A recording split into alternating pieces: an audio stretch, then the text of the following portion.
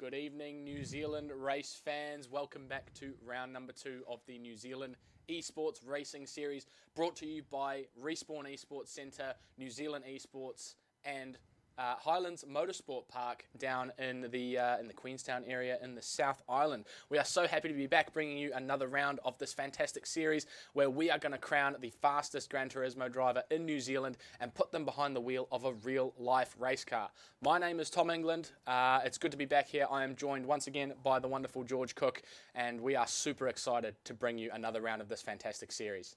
Yeah, looking forward to this. Thank you again for getting me back in the comms box. The comms box continues to upgrade itself, all by magic, which is great, but lovely to be back and looking forward very much to this round 2. We're at Sardinia, so Italy, and we're in the Radical race cars. A brilliant combination. Very much looking forward to this. It's going to be great. And crucially, Sardinia road course as well, a fictional circuit to be available and found only on Gran Turismo 7. You can actually find it on Gran Turismo Sport as well, but Gran Turismo 7 being the current game, and no other sims have this track. So if you want to race here, you got to do it on Gran Turismo 7. So it's great to be here. I'm super excited. Certainly right. And so we're going to run through our standings because, of course, we have had round 1 already. So last week we had Laguna Seca in the Corvette C8, which was a very, very interesting race. Lots of strategy.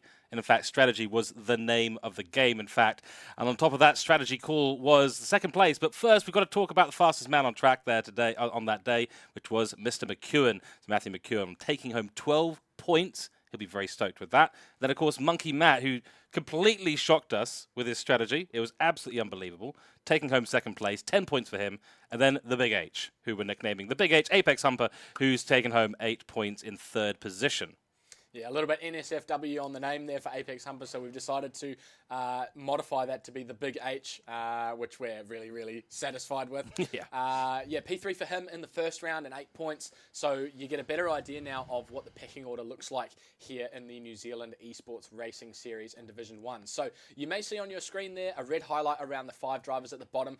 That is because the 5 drivers at the bottom of the standings will be eliminated after round 6 when we move to the live finals. Only the top 10 qualify for that, so that gives you an idea of who is on the chopping block. It is important to note, however, that a couple of those guys were absent last week. Scooter82 was not present, neither was Lewis, and neither was Big Head Ted, and it looks like we've got a full complement tonight, so I think we're going to see some very, very exciting racing from these guys. Couldn't agree more, and a couple of standouts in there as well for me, being H.C. Lewis, so Lewis Atkinson.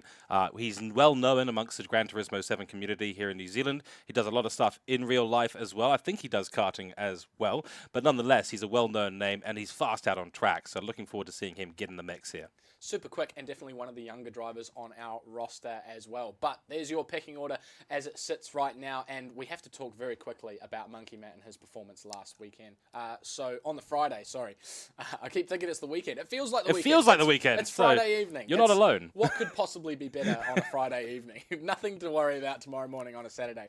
But yes, Monkey Matt got the fastest lap in the end and won himself the C8 Corvette from Hot Wheels, which was the car they were driving at the time as well. And he had us so excited throughout the entirety of that race. The fuel got him in the end. He ended up behind McEwen after the pit stop stages, but he put on an awesome stint on the softs in the middle of the race and has been dubbed the Tyre Whisperer after the first round by EVP on Twitter for making the softs last about 4 laps more than our predicted amount and 4 laps more than his nearest competitor McEwen as well. Yeah, I think we even saw a screenshot of his tyres after the race, just before he came to the pits. Unbelievable. He still had life in them, which, again, I'm no tyre whisperer myself, Adam. You're far more versed in the ways of the tyre whispering, and I think even you were surprised at what was able to be achieved there. So very impressive job by him, of course. It was super impressive, and he actually reviewed the replay of the race on Twitch as well. He did a broadcast the other night. I think it was Tuesday, and ran that and reviewed everything. And his tyre life was amazing. He did not run out of tyre until that very last lap. So we thought that maybe he was running the tyres beyond their limit for grip and just making them work. But no, he actually made the tyres last all that time. Absolutely stunning work. So we're going to move a little bit on, and we're going to head quickly to now our track information, which is coming up momentarily. There we go. We clicked the right button eventually here. So, of course, round 2 being at Sardinia B, the fictional circuit here in Italy. Only available on Gran Turismo, so make sure you check it out, of course. There's a lot of very tough little turns here. I'm not super familiar with this track myself, and of course we do know the Radical Atom series that goes on, so Atom is our expert here, not only in this track but also in this car today. There are 3 zones though that we've got to look out for, right? Yep, so we've had a couple of areas on the track highlighted for the audience and for you, of course, George. Yeah. You're being a little bit unfamiliar with this track, but yes, a fictional track found only in Gran Turismo. Just over 3 kilometers and 13 corners to worry about for these guys. Turn 1 is obviously the first port of call when it comes to places to worry about on this track. A heavy braking zone following a very, very long straight. About 90 degrees the corner, so good for overtaking up the inside, a lot of camber on it. So if you are compromised on your line through there, you'll actually lose quite a lot of time. So you've got to be careful and pick your battles around this track. Turn 5, as we were talking before, we're going to nickname this one Stevie Wonder. Very high camber sweeping right-hander. And the exit is completely blind, goes into a downhill section. You cannot see the exit of the corner at all, which is why we've given it that name. And that corner, given its camber and its sort of radius through there, is very, very good for wheel-to-wheel racing, and you can expect to see some guys going for moves around the outside of that corner because the outside very quickly becomes the inside on the way down the hill. The final section that we've highlighted for you there is the last 2 corners, a chicane. They kind of flip-flap through there onto the main straight at the end of the lap, and it's very crucial to get as much speed through there as possible so you get a good run down the straight, but you have to be careful of track limits. You pick up a half-second penalty if you're a little bit too careless through there, and that can really hurt you later on in the lap. Exactly right, and we will see if the drivers can flip-flap their way through all the way around this beautiful circuit here in Italy, and I'm very much looking forward to seeing this race, because these cars, the Radical SR3s, are something quite special. They are a real car, so you can, if you want, go and find track experiences out there with these cars. They are tricky to say the least. One big thing here that you've got to note is it likes to skip gears. Now, that is not necessarily the real-life equivalent. You don't usually do that in a real race car for any good reason, unless you want to blow up the engine or get no acceleration at all. But here in Gran Turismo 7, that is a little bit of a trick there, just to make these cars go that extra bit faster and for a bit of fuel saving. Yeah, very finicky car for our drivers to wrap their head around. And, of course, the Radical SR3 just so happens to be the car that our grand finalist winner will get to drive down at Highlands Motorsport Park down south. And that's really exciting. So they're going to get a taste of it here, although it's slightly different from the real-life version of the car. This car with an H-pattern gearbox in the game. And as George was saying, we are looking at a couple of things to get the best out of this car. Skipping gears being one of them, and gear selection being crucial as well. Now, our drivers are not permitted to use H-pattern simulator equipment and use their clutch pedal because some drivers don't possess some. Some drivers are on controller, which we'll actually have to go into a little bit later.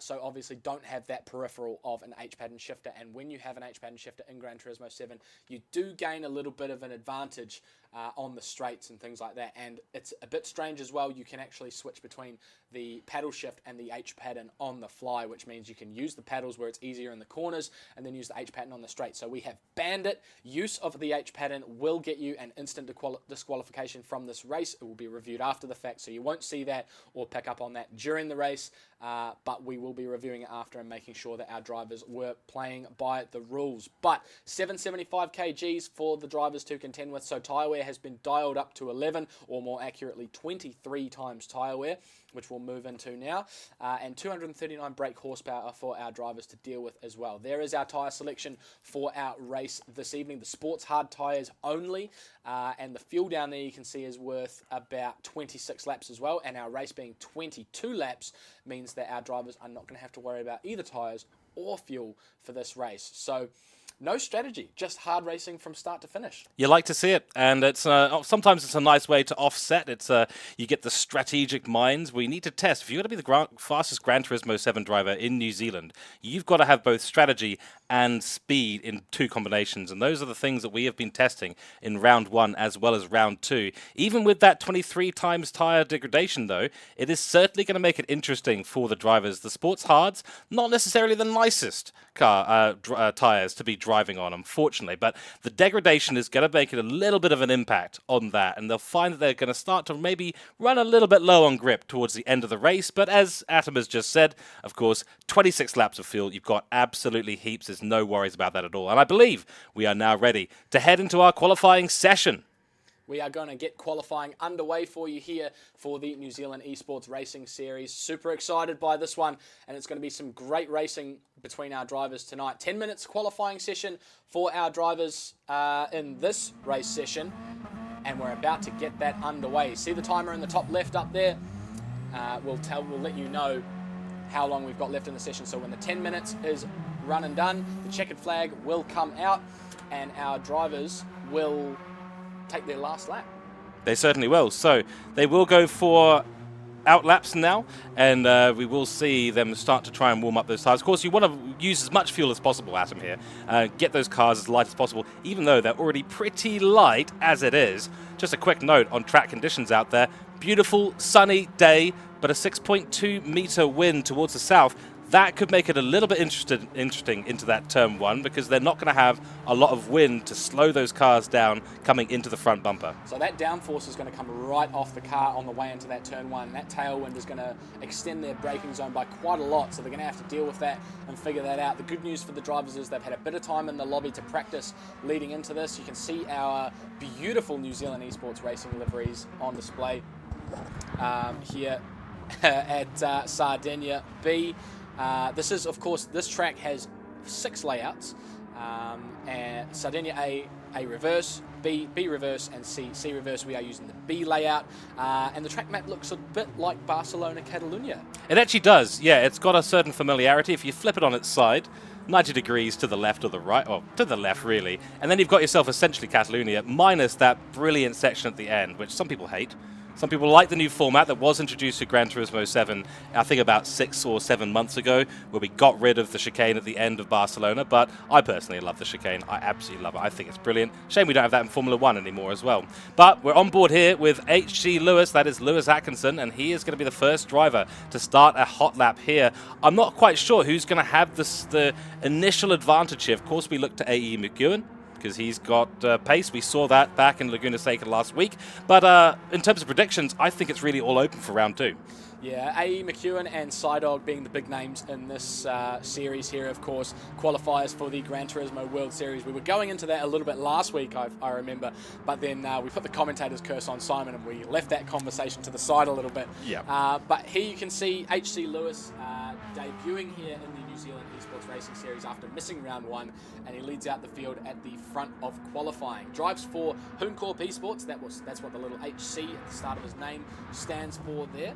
And that's my teammate. I also drive for Hooncorp, so forgive me if I'm a little bit biased towards Lewis. Scooter behind, or Scooter82 as he's known online, also making his first appearance in the series here.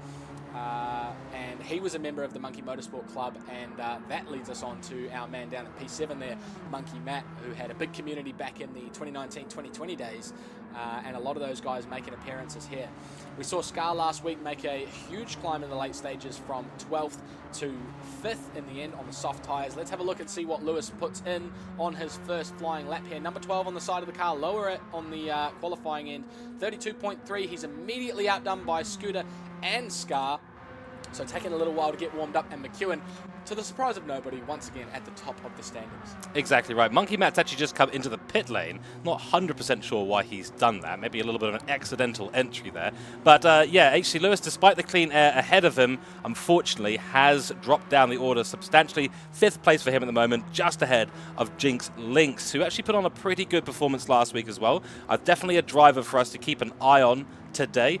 But Scooter, I mean, first time out here, round 2, you come in, you're 3rd place already, and you're 0.2 of a second off the back of the Big H, and you've got 25 hundredths of a second back to Scar, so you're not feeling particularly comfortable if you're Scooter, but you're also pretty stoked at that initial lap. The Big H is definitely establishing himself very quickly as one of the best Gran Turismo players in New Zealand. Scooter now throwing his name in the hat there too. Now, on Jinx Lynx, you mentioned him a little bit before. Last week in round 1, he ran an awesome race and he was running quite far up the field. but with a lap to go, he ran out of fuel. Yes. So we didn't really pick up on that until the very last second, but he fell all the way down to 12th. And after such a promising race, ended up scoring 0 points and found himself in the drop zone coming into this round. So he'll be looking for redemption here at Sardinia. Yeah, big redemption drive here for him. And yeah, really unfortunate to run out of fuel. Last week, of course, Laguna Seca really was a strategy race. It wasn't necessarily all about how fast you were out on track. But it's completely different today. Totally different situation where we get to flip that around and see who's got the absolute maximum pace here today. We are nearly coming up to our halfway distance as across the line we have a few more going through. Jinx Lynx gets himself up into P3 in this race. That drops Scar and Lewis down to P6 and P7. On board right now with Bishop, who's doing a good job. He's come across the line, hasn't improved at the moment. So Simon Bishop, sadly, still sitting there in P8 at the moment. We'll see if he's able to improve long term in the rest of this qualifying. That is unfortunately a bit of a flip-flap out to the side of the gravel pit there. Tricky zone to get right. And of course, if you do go out into the gravel trap, you will be in absolutely mega trouble there, unfortunately for him. So looking around the grid, of course, Mr. McEwen right to the top of the grid. He's 3/10 clear right now of the rest of the field. And we do, of course, know Matt McEwen is an incredibly quick driver, and he's really on top of things. And looks like he's having a good run out here today. That wind has slightly shifted direction as well, so the conditions out on track are changing rather rapidly, which is good in a way for us viewing. Not necessarily so much for those on track. Luckily, it's still sunny, no rain on the horizon. Of course, the Big H there in P2 at the moment and still on a good lap there. His best is a 131.941, so 3/10 off the pace, and he's got Jinx Lynx right behind him, who set a 131.979 there in the number 4 car, but is just dethroned immediately. A couple of cars coming across the line in HC Lewis and Scooter, who have put in some brilliant laps there. A green goldfish as well, now up to P2, and really bringing the challenge to Matt McEwen there. So he's doing an incredible job here in the purple car this time. The number 6 car for a green goldfish. He's only 1.5 tenths away from the lead position in this race. Scooter takes P3 now and pushes Lewis, who was just up momentarily in P3, now down into P4 in this qualifying session. The Big H now got a bit of work to do. He's got to find a time that's within that 131.7 seconds, or he is going to be in the bottom part of this qualifying grid.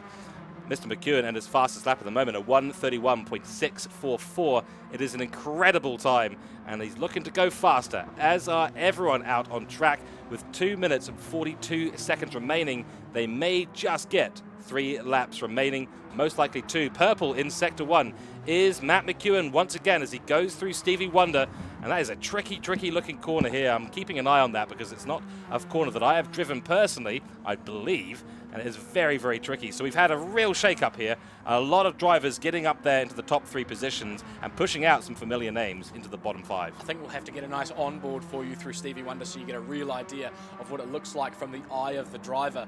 Oh, that sounded like a very famous song, I think, for a second there. Eye of the driver? Yes. Survivor. We'll have to do a Respawn remix. How good is that? But a green goldfish right up the top. Not able to set a personal best this time around. Very exciting for him. He didn't have the best performance last week, did he? No, he certainly didn't. And unfortunately for him, it didn't translate into a decent race result either. But being P2 right now, it shows that he's really got the practice down. He's put himself in this car and really learned the track very well, because that is an impressive time, a 131.8. But Matt McEwen, who is purple throughout the entire race, has gone and set an even faster benchmark, now down to a 131.5. On board now with Monkey Matt. What can he do from 9th position? Now, the battle at the bottom is going to get very interesting. Don't forget, there's a lot to fight for in this championship. You've got the fight for the win in the online season, which is worth the most points going into the live finals. You've got the fight for the last spot in the live finals. P10 is a very important spot to watch out for, because you've got to keep yourself out of that bottom 5. And there's also the points available for the live finals that are on offer. The bottom end of the top 6, that's a spot that you want to be in as well. So everywhere you look, there's going to be an important battle going on track. And this one we're looking at now between Dive Cable and Simon Bishop down in P11 there. for the top 10 spots in qualifying here. Very, very important and will make all the difference. That is actually a very satisfying little gap there on either side of Simon Bishop. 0.110 either side, but crucially, just over a second off A.E. McEwen up the front. That's right, with the precision of a sliced piece of Vogel. It is sandwiched in between the Simon Bishop car. He's done very, very well, of course, but we expected to see him a little bit further up the grid. But maybe you can help us out here, Adam. What are the challenges in these cars? Can you get away with running slightly off the track? Is it widening up the corners at most? Is it the braking that's key here? Well, I wonder if Simon's been trying to pick up a slipstream for most of qualifying. We saw him very close on the back of Monkey Matt a little bit earlier, trying to pick up that slipstream, but now he's got clear air. He's not on the best lap right about now, but it's very easy to make a crucial mistake on a lap that costs you so much time, whether it's picking up a penalty at that corner right there at the end of the lap, and it looks like Simon, no, not coming into the pits, all right, he's running very close to the wall though, very interestingly. That's not going to be a new personal best, and that's it. The checkered flag is out. Simon will not qualify in the top 10. McEwen has parked up. He's got provisional pole position. Green Goldfish is still on the track running around. We'll see if he can improve. Scooter as well. He's down on his time. We'll have a look at Goldfish's split here as we come across the sector line. He's down on his time.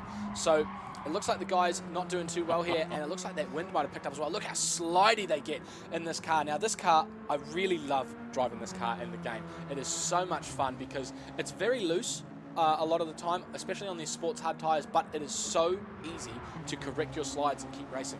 You lose a lot of time, but it is a heck of a lot of fun.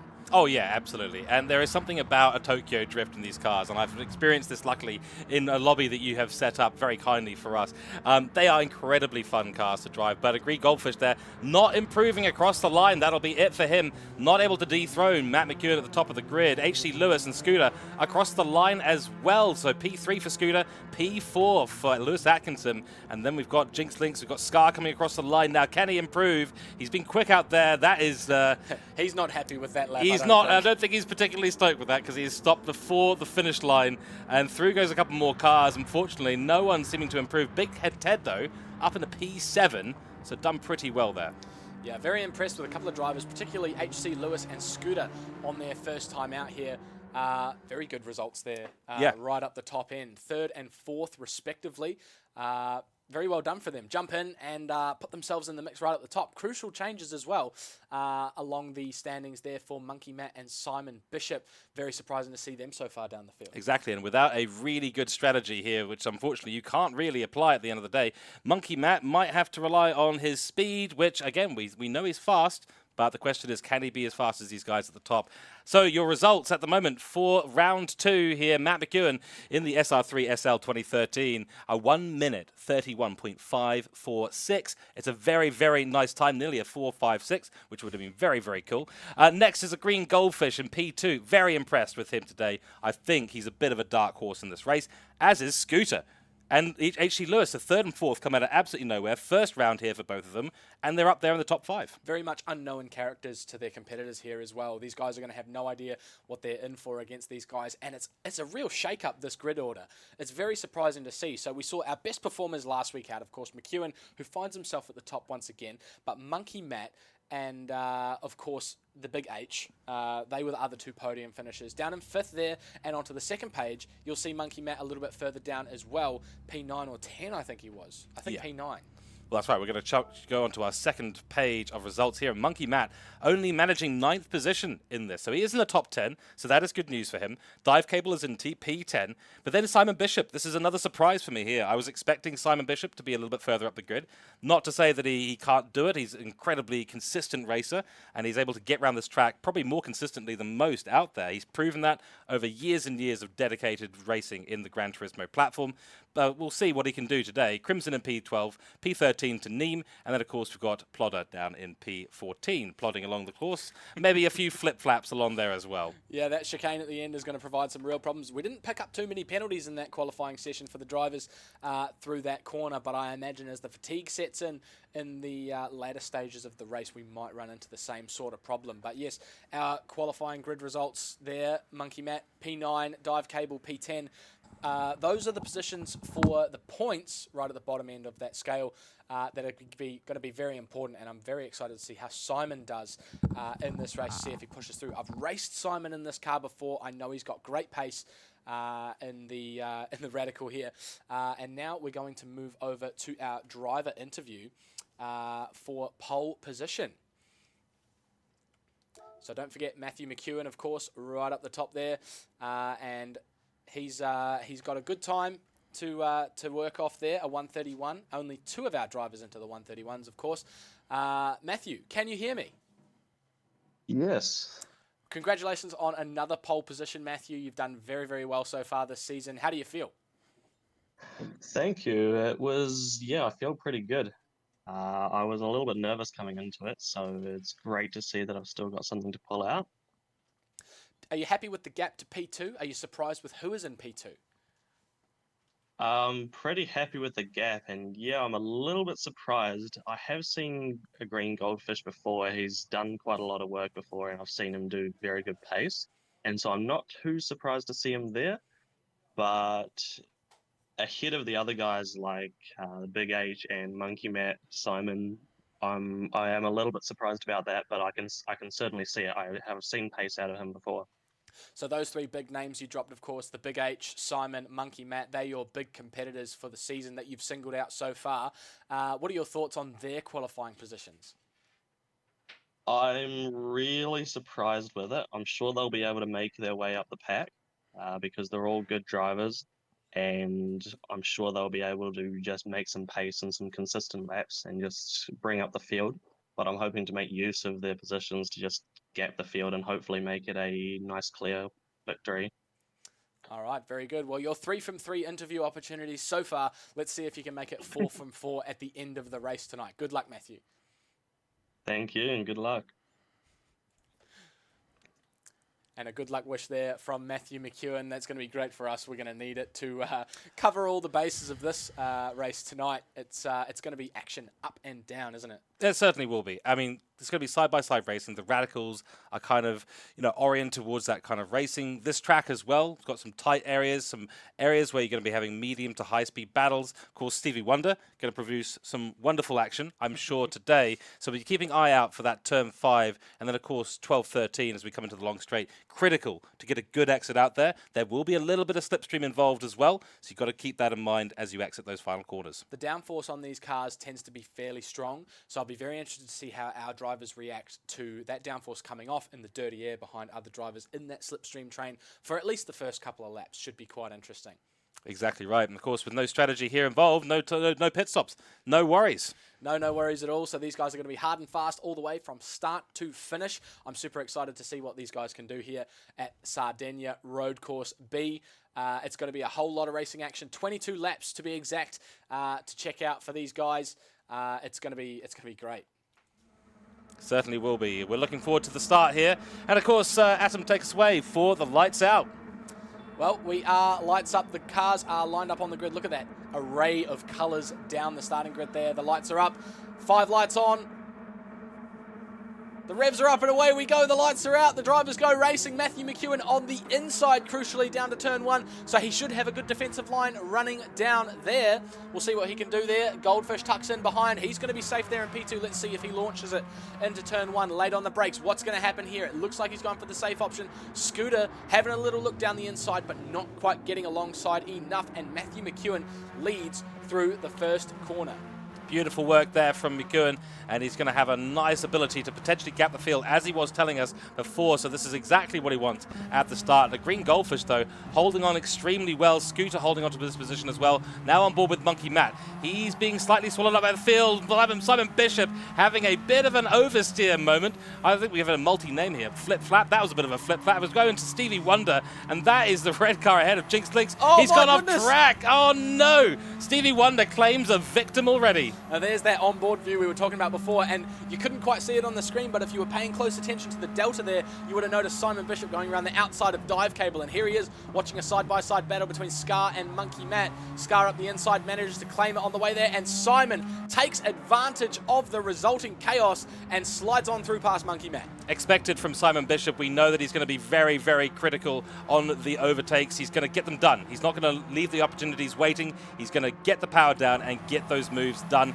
He has done that already. Now Dive Cable, who's running behind Monkey Matt at the moment. Both of them qualified in these exact positions as well. So Monkey Matt not improving so far. And we've seen a lot of cars losing a lot of grip at the start. Cold tires at the start. Got to get them heated up. Got to get them in the window. Simon on a huge run up the field now, and it looks like we're having a bit of a separation here between the first and second packs. Between Scar and Big Head Ted, there's over a second currently between them, and we've got a big overtake happening in front of us there. It looks like Scooter on the outside of Lewis. Lewis going for a move there, not able to make it stick through turn one though. That's that heavy braking zone we were talking about earlier on, but looking good so far. McEwen has got himself to safety for now.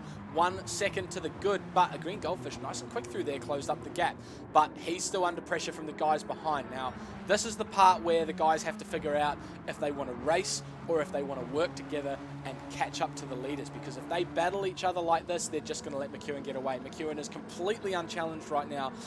These guys need to figure out how they're going to run this race. Exactly, and the critical section for that, of course, is out of the final corner. Do you even let your opponent, who might be behind you, catch up and take that slipstream? Do you try and work to build a gap to the rest of the field? Being overtaken by 1 is probably a little less important than being overtaken by, say, 6. And if these battle packs, like we're seeing here, 4-way battle pack right now, at the back of the grid, fighting for themselves to get up into that top 10 position, you've got to choose your opponents, you've got to pick your moments, and the slipstream is going to be a big, big part of that. We've had an early incident there for Jinx Link somewhere along the line. He's now 3 seconds off the back of the pack, so we saw that actually. That was at the exit of Stevie Wonder. He went into the gravel trap. We couldn't quite tell if there was contact or not, but that's not the way he would have wanted to start this race for sure. But he finds himself a little bit off the back of the pack, but not completely out of the race yet. Now, I'm very interested by the battle for Simon here, sorry. He's trying to chase down that front pack now. Exactly right. He's got a 1.6 second gap down. This is exactly what we're talking about these battle packs opening up, who you're fighting with in the slipstream that you're in, because Scar, who's at the back of the front battle pack, is pulling away down the straight. He pulled nearly half a second there, so it's going to be on Simon Bishop, who dips a tire into the gravel track to find a way to catch up that gap so he's within slipstream range, or he's going to get left behind by the group ahead. And it looks like he's going to be challenged a bit from Dive Cable here. Dive Cable finding some amazing pace here in the Radical and looking very, very quick. Nemo behind as well in P10 in that last point scoring position ahead of Monkey Matt, who will be ruining that start to the race. He started up in P9 and he's dropped down to P11. So the opposite almost completely from his Laguna Seca race last week. Exactly, with no strategy involved, none of the races in that back pack are going to have an opportunity to do anything tricky outside of racing fast and catching up. So we could be seeing some of the results solidifying even at this early stage of the race. If there's no mistakes from the cars ahead and new battle packs do not form, then we could be seeing these two battle packs all the way towards the end. Of course, the positions within those battle packs will change around a lot, so do not count out Monkey Matt, do not count out Crimson or Plodder as well. A. McEwen, although there is no prize on offer this week for the fastest lap, he is already laying down the gauntlet with a 31.8, which I believe might actually be faster than any other qualifying time other than his own that was set in the qualifying session. No real surprise there, he goes up to a 31.7, so he's just getting quicker and quicker, and seemingly no one having an answer for it. Exactly right. Now this is what he was talking about. He needs to gap the pack to break that slipstream. A nice little move here. Monkey Matt on Neem. Let's see if he can do it. Around the outside. Tricky place to do it. Two overtakes in one corner. Look overtakes at the same time. We are spoiled for choice right here. Monkey Matt does have the inside line now, but can he get the grip down? Looks like he's going to lose that position once again, so slips back into behind Neem, and they will continue for another lap.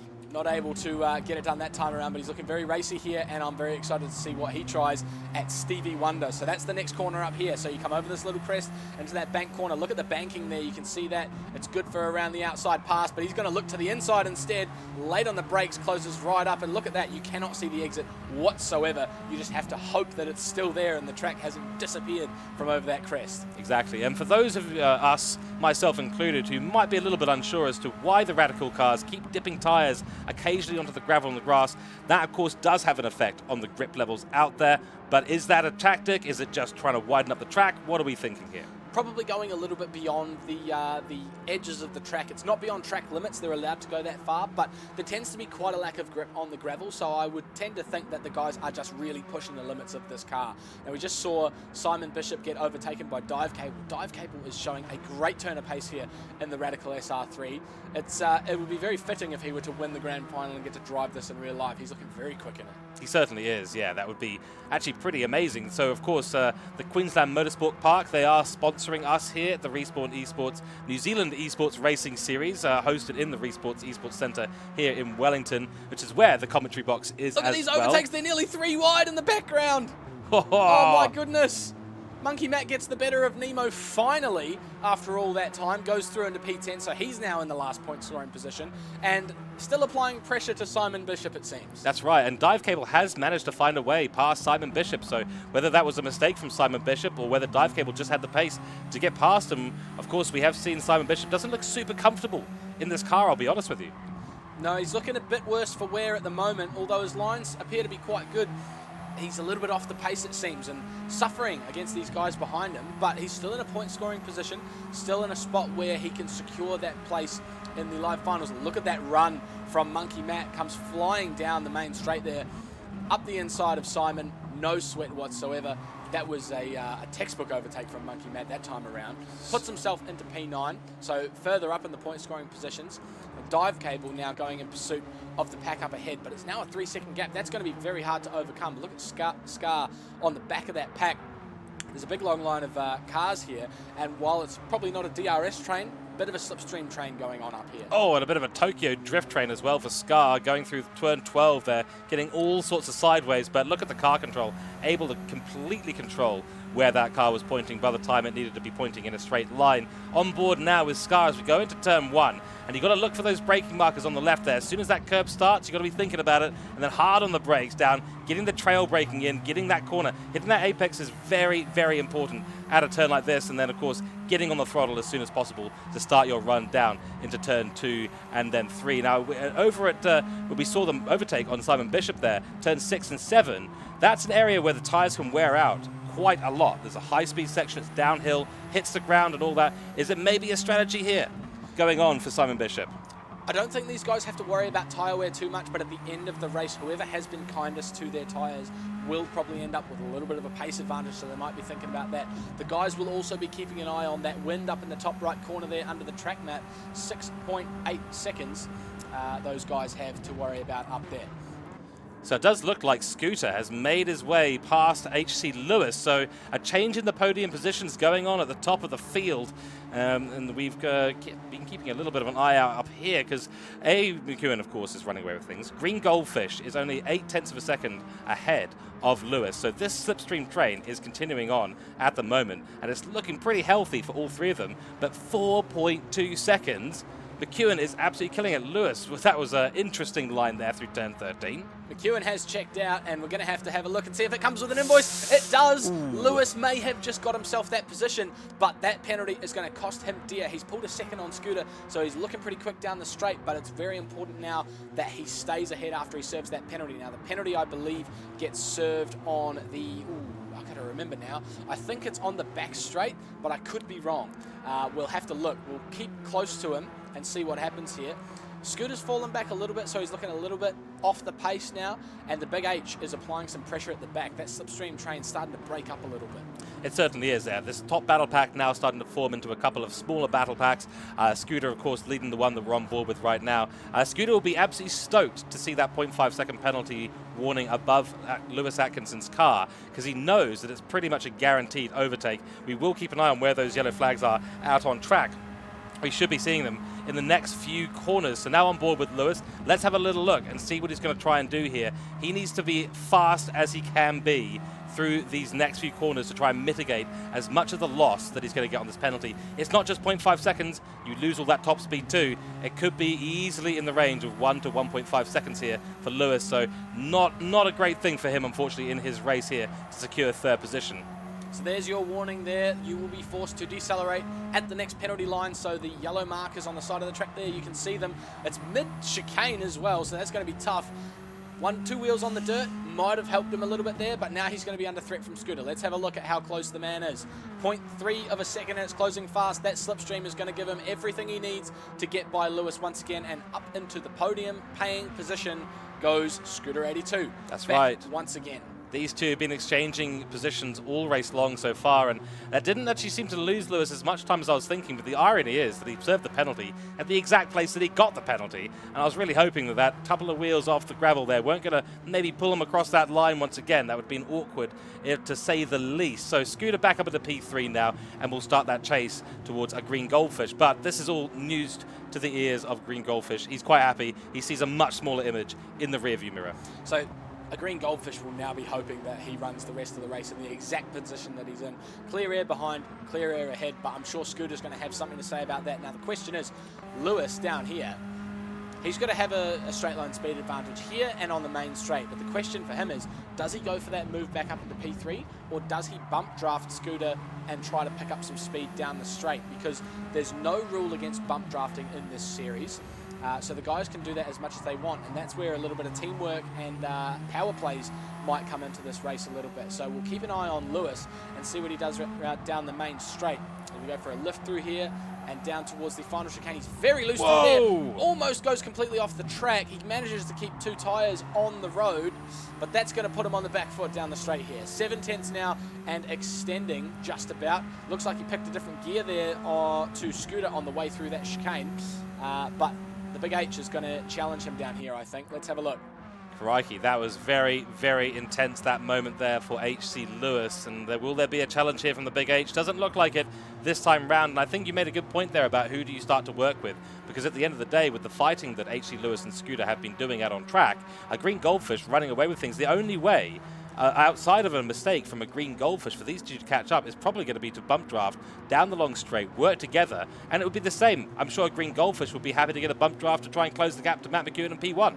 Yeah, it's true. That is true. They would be putting themselves in a better position to fight against the leader at the moment, but that gap is continuing to extend 5.3, so they'd need to be picking up about half a second plus over the course of a lap in order to make a difference against this guy. Let's jump on board with him now and have a look at what a lap in the mind of Matthew McEwen looks like. So we're coming through to the final sector here. Let's have a look at what the number 1 car can do on the way through. So light brakes through there. You hear that downshift into a lower gear on the way towards the apex, and then an upshift back into a higher gear. Let's see if he does it again. Quick upshift there on the way through to the last series of corners. Now this is that crucial series of corners. You got to get this right every time. Look at that entry. It's so difficult to get this right, and it never feels fast enough. But he's playing it safe right now, is McEwen, and down the straight we go. Have a listen to his gear change here. It sounded like a regular gear change, so it doesn't sound like he's skipping gears at this point. Perhaps just playing it safe, trying to make sure he doesn't accidentally find himself in the wrong gear. Hard on the anchors here with that tailwind for turn 1. Very wide on the AstroTurf there. You've got to be careful with that too, because you can pick up a penalty. Through we go. You hear once again the downshift into a lower gear and the upshift for the power application. Let's see if he does it again. No, but for this corner, I can almost guarantee we're going to hear a downshift on the way in. Let's hear it. One more. Oh no, you heard him upshift there though, so he is messing around with the gears quite a lot. So like we said in the earlier stages when we were discussing the car, the gear selection in this car is absolutely crucial. Through Stevie Wonder he goes, nice and tight to the apex there, hugging it all the way around, all the way out to the edge. Not using too much of the exit curb there, probably playing it a little bit safe. He can afford to do that at this point because he's got such a comfortable lead.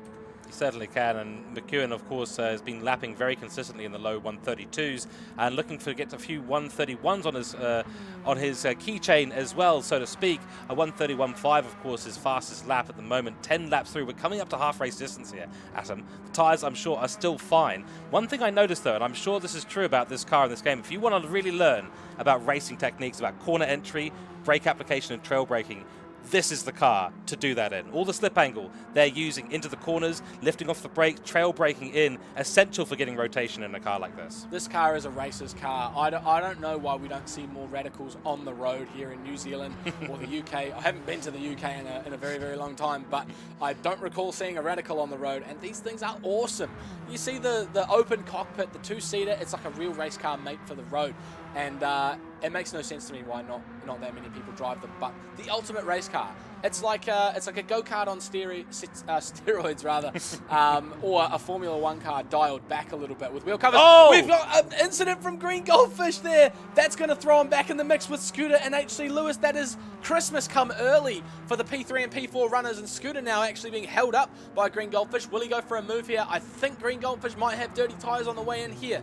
The game physics around Gran Turismo 7 for dirty tyres, if you put 4 wheels off the track, you get dirty tyres for a short period of time. No one really knows quite how long, but it does go away with a little bit of time, but your grip is reduced. So it doesn't look like Green Goldfish is suffering from that too much. Either that, or he was able to make that car wide enough that he could keep Scooter and Lewis behind, but they are on him like a bad rash now. Let's see what Scooter wants to do down to this hairpin here. Oh, it's a scary moment there. I mean, whenever you have that issue into turn 1, you know that it's either going to go really, really bad, or you're just going to scrape through by the skin of your teeth. That's exactly what Green Goldfish did there. Now he's got a lot of work to do, because that radical in his rear view mirror of Scooter and HC Lewis looking awfully like a T-Rex from Jurassic Park now, unfortunately for him, looking rather large in that rear view mirror. So we'll see what he's able to do, and if he can extend that gap again. Here's another really good example of where the rotation of the car is absolutely critical. You can see them fighting with the counter steering on the exit as they rotate the car in and the weight transfer starts to begin. And I honestly think we need a radical subsidy here in New Zealand. Let's get radicals on the road. It's a radical idea. They're so good. I've driven the Radical at Highlands Motorsport Park as well, which just so happens to be the grand prize for this series, and it looks like it's going the way of A.E. McEwen at this stage, who's way out the front, but these guys look to be having all the fun in this car as well.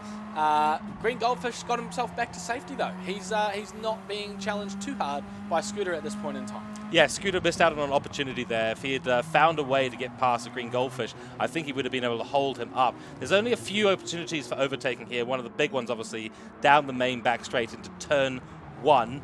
But, of course, Stevie Wonder, we've seen that being an opportunity as well. Simon Bishop is a particular user of the Stevie Wonder area, and he's managed to find his way around a few cars there, though still running in the bottom half of the grid, sadly. Monkey Matt is back up now to P8. Good to see him back up there. He's got Big Head Ted ahead of him, 2.5 seconds down the road, with Dive Cable about 3.5 down the road as well, and Jinx Links rounding out our top 10. So a few things changing down the bottom of this grid as well, but you can see the field is starting to spread out now. Yeah, we had a huge shake-up here of the order. The only person who seems to be where they're supposed to be, supposedly, is A.E. McEwen out the front. And, you know, that doesn't come as a surprise to many people, but seeing Monkey Matt down in P8 after his performance last week, and even the Big H in P5 where he is a little bit further down than some might expect him, and he doesn't seem to be providing much of a threat to the drivers in front of him. We'll check in on him now, actually. The Big H in P5. He's got a little bit of clear air either side. He's got to try and get close to the guys up in front. We've actually just missed potentially an overtake there. Scooter back on Lewis, or Lewis challenging Scooter once again up further ahead. But these guys, inseparable. Joint at the hip right now. HC Lewis and Scooter 82. Look how close their cars are. Let's jump on board now with HC Lewis and see what the gap looks like from within the car. This is it. I think Stevie Wonder is going to be the point where he goes for it. Perhaps not. Look at that. He's so close on the brakes. And insane. Unbelievable. I tried to say insane and unbelievable at the same time, and it came out as unbelievable. That's perfect, though. I mean, that is the correct word. Even though it doesn't exist, it's the correct word to be using. I think these two are really equal on pace. I think their driving styles are very similar as well. I think that's what's keeping them so close on track. And Green Goldfish seems to be a little more aggressive on the exits of the corners. I think that's giving him a little bit of an edge. He's quite willing to turn and throw that corner in, whereas I think HC Lewis and Scooter are looking for that shallower line, bring the car in, get off the brake, and then really yank the steering wheel, get the corners turned in. So maybe that's why they're so close on grid, but, you know, HC Lewis doing a great job here in the Radical cars. Now, a little bit of trivia for you as well, while we're watching this battle out the front. I believe, it may not be the case anymore, but I know that it was the case, at least until recently. I haven't heard news otherwise, but a Green Goldfish is a controller driver. Oh. So he is not driving with wheel peripherals. He is not using any simulator equipment. He has nothing but a Gran Turismo copy, Gran Turismo 7, a PlayStation, be it a PS4 or a PS5, because it's accessible on both games, on both consoles rather, this game. And Yeah, using a controller, which comes with the console, of course. So it's just a testament to how accessible this game is to newcomers to sim racing. I think it's easily the most accessible sim racing platform out there, and with the controller drivers able to perform at essentially an equal level to those with the wheel hardware. I mean, at the end of the day, you don't necessarily need to be spending $500, $600, $700, or for some of us, $2,000 or $3,000 on a really, really large rig or setup. You can get involved in this game and have fun and be competitive. You don't need to be afraid of that. And all the techniques that you would use on a wheel apply on a controller. It's absolutely brilliant, especially with the new haptics. I have given that a go. It is brilliant. That is a moment there for Lewis. He is absolutely sending it, trying to catch up to the back of Scooter, dips a few tires, several times in fact, onto the gravel, and you can just see the angle in the car. It's more often than not angling away from the direction he's moving. Yeah, and he's going to have to be careful with all these looses because he's going to be wearing out his tyres. There may not be a strategy in this race. The strategy may be to go from start to finish, no worries. But if you're being a little bit reckless like that and getting sideways where you don't need to be, you're going to put extra wear on those tyres and you're going to slow yourself down. Oh. And it looks like we've had a penalty there for Green Goldfish. We didn't see him serve it. We don't actually know where he got it.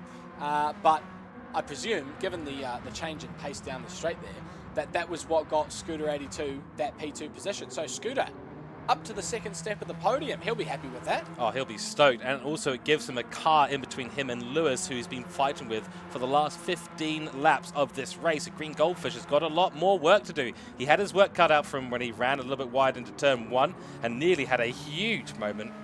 Now being overtaken by the formerly P3 in this race, Scooter, who has shown on his debut here in the New Zealand Racing Series here. But yeah, Green Goldfish looks like he's just suffering a little bit there. Now, one thing that the controllers are slightly notorious for is their overuse of the tires. And that does happen. Whether we're seeing that yet here or not with the Green Goldfish, I would say unlikely. The sports hard tires last for a very long time, despite the 23-time multiplier that we have on today. Yeah, I think he's probably not suffering too much. It is a possibility, though. You are correct. The front tyres tend to go quite a lot faster when you're driving on a controller. As you can probably imagine, the difference in precision when applying the brake between a trigger on a controller and an actual brake pedal that you control with your foot is quite severe. So you don't get quite the precision with a controller in the same way. And also your steering inputs are very, very different in style to using a wheel. Of course, when you use a wheel, your direct input. Your input is exactly what comes out on the car. There's a little bit of assistance on the controller in order to balance that playing field, but it does mean that the tyre wear becomes increasingly effective.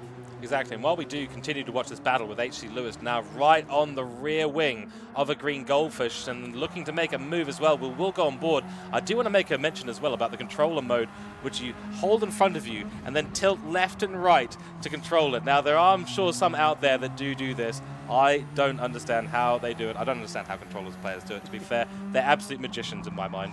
Yeah, I've heard of a couple of people that use that, so there are a couple of ways to operate the controller if you are playing Gran Turismo. You can do the kind of the standard way, the recommended way, which is use the triggers at the back, or R2 and L2, as your accelerator and brake respectively.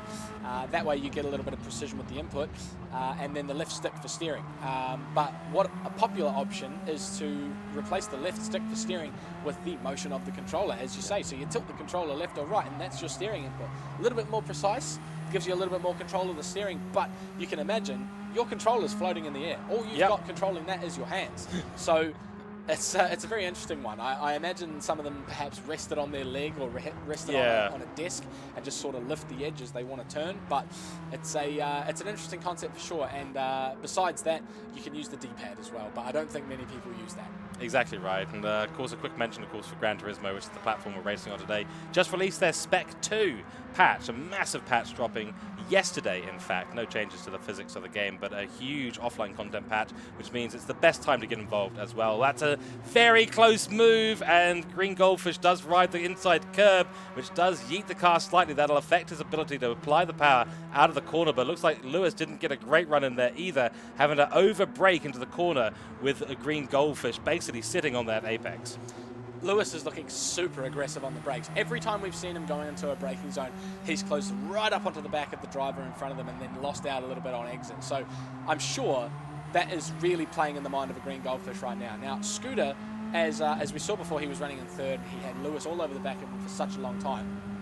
Seems to have pulled out a little bit of a gap now.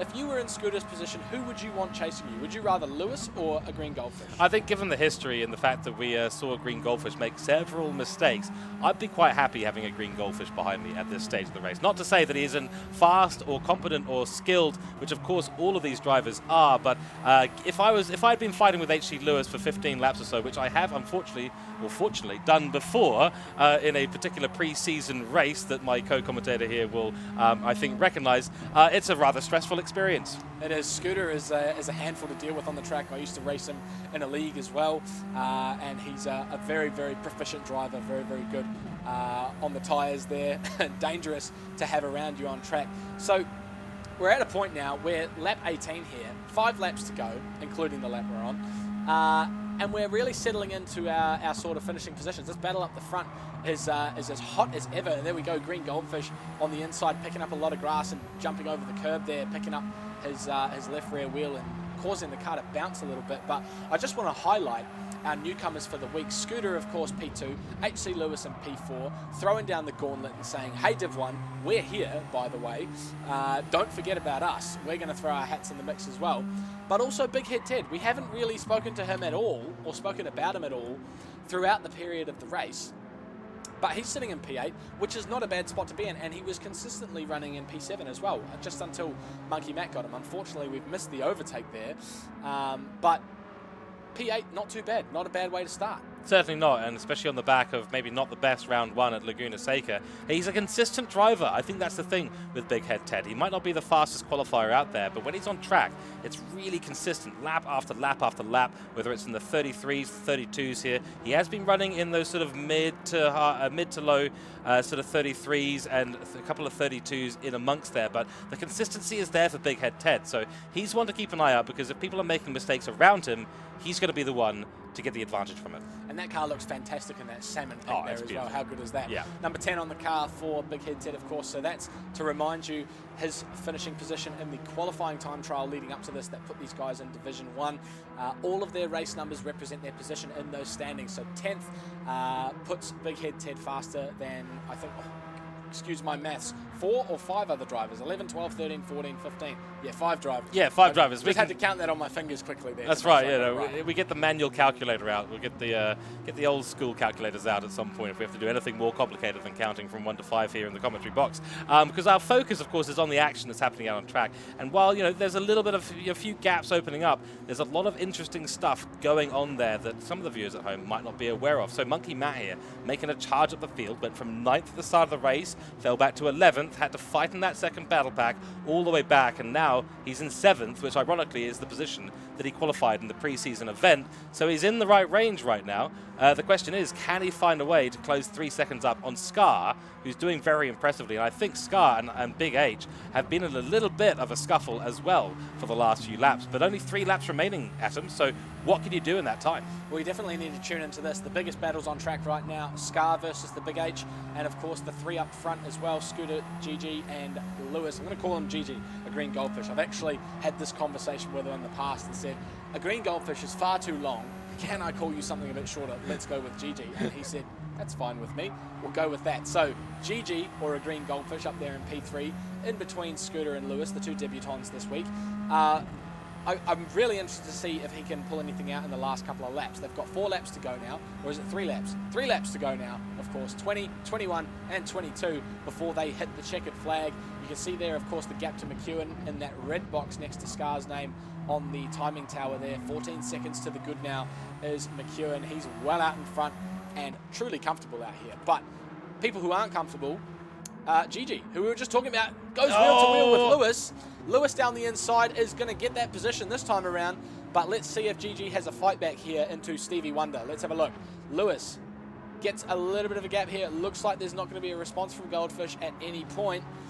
His tyres might be gone. Yeah, he might be suffering on that tyre grip, and even if they're not completely gone, when you've got 10 or 12% difference to the driver that you're fighting with, that makes all the difference, especially if you start to run wide, especially if you start to hit that gravel a little bit more. It's a runaway effect at the end of the day, and then, you know, by the time you know it, you've dropped a position, and he's now unfortunately dropped 2, was running originally up in P2 in this race, now down in P4. Really unfortunate for him. I think he's probably got a good enough gap back to the Big H. So we've got the GG and the Big H here. Now the sort of contenders for that P4. They are closing up though, and this is the thing about fighting. When you've got 2 cars that are fighting on circuit, it'll bring those cars in the back right back into play. Well, it was just an error from GG, wasn't it? And yeah. it wasn't clear to us if it was forced or not, but it looks like he's running very ragged now and potentially really struggling on those tyres. He's actually closer to the Big H than he was to Lewis, and he's had a terrible run out of the chicane, and Big H goes straight through. Eat your words, George. You said he wasn't going to be threatened at all. Yes, I did, and unfortunately, that has backfired massively on me, and unfortunately for GG as well, because now there he is, dropping into P5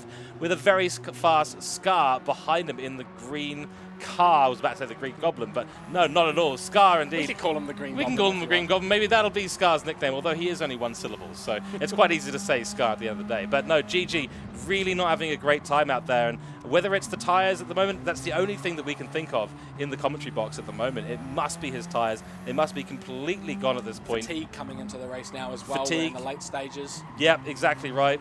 And maybe that pressure as well. Sometimes the drivers can be affected from a mental perspective. The pressure starts to get to them. They know they're slipping back positions. They know they were doing better in the race. The frustration sets in, and it's another runaway effect there, sadly. This race from the cockpit is a lot longer than it may seem from the spectators' booth. Full concentration is required to drive this car at 100% all the time, and in this race where there's no tyre saving, there's no fuel saving, no nothing, these guys have to be at 100% capacity from start to finish. Now, the Big H is making a resurgence here. He's close to Lewis now. He is. So maybe there is something in that tyre saving. We were talking about it earlier with Simon Bishop and wondering how he was maybe slipping slightly down the order. And maybe he was trying to save up tyres for this. But I mean, look at this. Big H on a huge move here gets a much, much better run out of turn 13. Then Lewis Atkinson will get a nose ahead as they go across the line. But now they've got the turn 1 to navigate. Lewis will have the inside line, but the Big H will have the outside. Looks like it lost a little bit of speed there when he hit that wall of air. And Lewis will stay ahead for the moment. Maybe a switch back here from Big H. Lewis looking all sorts of squiggly on the exit there, trying to get the power down. So I think he might be suffering on his tyres as well. This is huge. This is the final lap now, and this is the battle for the last step on the podium. GG wants it, Humper wants it, Lewis wants it. They're all battling for it now. We're going into Stevie Wonder. It doesn't look like anybody's going to be able to launch anything, but the exit is going to be crucial, as we know, and the slipstream down to the next corner is going to be everything too. Exactly. We saw GG there try for the switchback, but unfortunately just doesn't have the tyres to do it at this stage of the race. And oh dear, he's got to back out of the throttle there. That wall comes up to you so quick, doesn't it? So quick. And you can be in the Shadow Realm before you even can say Shadow Realm. I can guarantee you that. So they're all struggling on the tyres. Big H definitely has got the advantage there, but he's just run a tyre onto the gravel. That's not going to be good for him. Lewis is praying for, at this moment, that to happen, and it has indeed happened. So Lewis will get a break here, but Matt McEwen comes across basically the last part of the circuit now. He's taken it. What a drive. Can he bridge the 10-second mark? Oh, can Look he? at the gap. Oh. Let's see if he can go over 10 seconds before he gets across the line. No, It's can't. almost... No, that gap's going to continue to change, though, for Scooter's exit. But McEwen takes another win, and Scooter's going to be P2, and Lewis, in the end, is going to be P3 ahead of the Big H and GG. Look how close they all are at the end. There's Scar and Monkey Matt still involved as well. If this race went on for a couple more laps, I don't hate to think, but I love to think what would have happened. That would have been even more exciting, but to see 5 cars within that much margin at the end is fantastic. Jinx Lynx comes across the line for P10 and rounds out the top 10 point scorers in this race. Unfortunately, they're followed by Plodder and Crimson, who are the final runners in this race. So it looks like we've had a couple come back to the pits, maybe with some electrical issues on their cars, and unfortunately for them, they're not in this race any longer. And that's something that we have to deal with in sim racing, of course. In real life, the cars have mechanical issues, brakes fail, engines fail, pit stop malfunctions. In sim racing, we've got computer and technology malfunctions, disconnections from lobbies and things like that. That's just the way it goes here, unfortunately, for some drivers. They'll be investigated after the fact. We'll check that out and make sure everything was okay for those guys and see if there's anything that needs to be changed. But we'll move over to our results now, I think. We'll have a look at who was up the top of the standings. Yep, I think that's right, because it was a great race at the end of the day, and it was convincing bit of road work there, I suppose you can call it, from Mr. McEwen, who started well. He said he needed to build that gap. He did exactly that, moved out to a great gap, 10 seconds ahead nearly by the end of the race. We're going to round that up for him, because why not at the end of the day? Then Scooter and Lewis. Now, their first round, coming out here, making a big statement here today, because they've got Apex, there, the big H, in P4, and basically what we had last time was a McEwen show with the big H in there. And now we've got a McEwen show with Scooter and Lewis being the meat and the sandwich between big H and him. So it's very, very good. A great statement from those drivers. And then, of course, the Green Goldfish, very unfortunate for him. Unfortunate race there in P5. Yeah, great to see a couple of guys throwing their name in the mix now and getting amongst it. Monkey Matt, after such a good performance in the first round, of course, finds himself in P7. Which is not where he would have wanted to be, I'm sure, but he very nearly caught that pack right at the end. They closed right up from P2 all the way to P7. Might even have had Big Head Ted involved in that as well. But, you know, the race is only 22 laps long. You've got to do what you can do in the time period. Dive Cable P9, Jinx Links in P10. That rounds out our point scoring positions. And those guys put themselves one step closer to qualifying for the live finals. P-Tender in P11, Crimson in P12, and unfortunate DNFs for Neem and Bishop in the early stages of the race. But we're going to move over now to our interview with our race winner, our Highlands Motorsport Park race winner, Matthew McEwen. Matthew, are you with us? Matthew, can you hear us?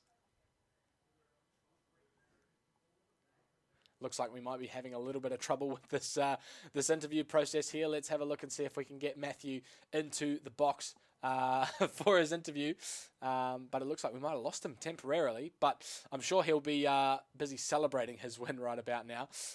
He's probably on cloud 9, I would imagine.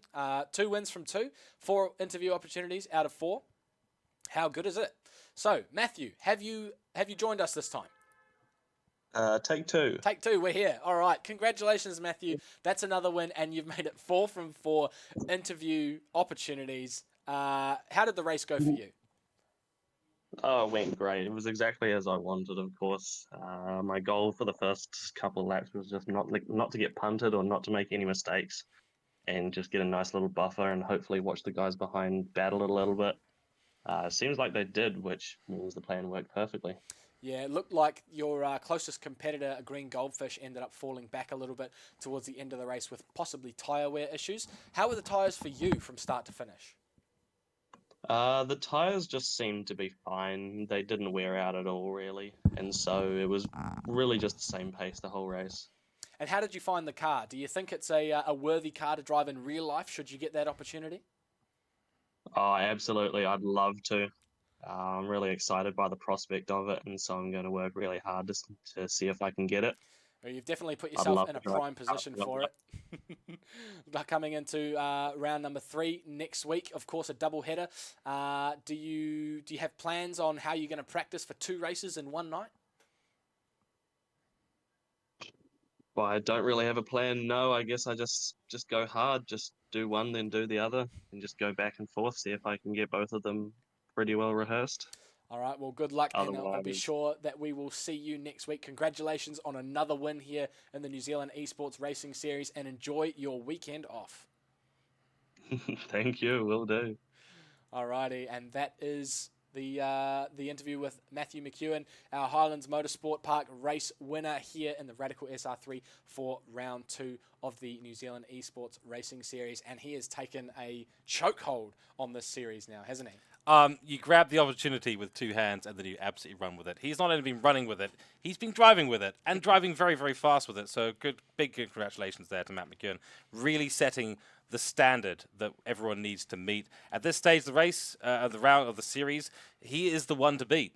And so the drivers are going to have to step it up if they're going to have a chance at that drive in the Radical down in Queensland after the grand finals here in Wellington. Looking forward to it. It was another great race at the end of the day. The Radicals providing brilliant action all the way through. My favourite through that was Scooter versus Lewis. Those two have come in and really jazzed up the show in a lot of ways. Yeah, they made it really interesting. I hate to think what the race would look like if they hadn't have been there, but I reckon the Monkey Matt charge towards the end might have made things interesting. But Yeah. on Monkey Matt as well, P7 at the end of that one, so AE McEwen extends his lead by quite a lot with that result because a lot of points dropped for Monkey Matt, who was running second in the championship. I'll be very interested to see after the maths is all done who's actually P2 now. I imagine it'll probably be the Big H. Yep. Quick maths, third and fifth, probably a good spot to be in. A green goldfish, I'm sure, will be missing out on a podium finish. But we live and learn, and I'm sure he'll come back stronger for next round, round 3, which is a double header, as we just mentioned with Matthew. 2 races on the night. We'll have a slightly different format to usual. It'll be a qualifying session. The first race, which will be point scoring, as these ones have been, and then the second race, the grid for the start will be based on the result of the first race. So we'll basically go straight from one to the next. Should be really interesting to see how our drivers deal with that. It certainly will be. There's 2 different cars for them to drive on the night as well, so they're going to have to shift gears, so to speak, very, very quickly throughout the entire night, and that's going to be a challenge. That may even be a challenge for us, although we're going to be very, very entertained because there's some great courses. I'm sure we'll talk about that either next week or later on today. But yeah, brilliant round today. Really impressed to see where things are going. And, that championship battle could get very, very spicy. It's all to play for. These 2 cars at the beginning of these 2 rounds, very, very challenging, very, very bespoke, very niche cars to drive. The Corvette C8 with some really hard strategy to navigate, and then the Radicals, which is not everyone's cup of tea, so to speak. No, of course, and we saw some people struggling to get their heads around it.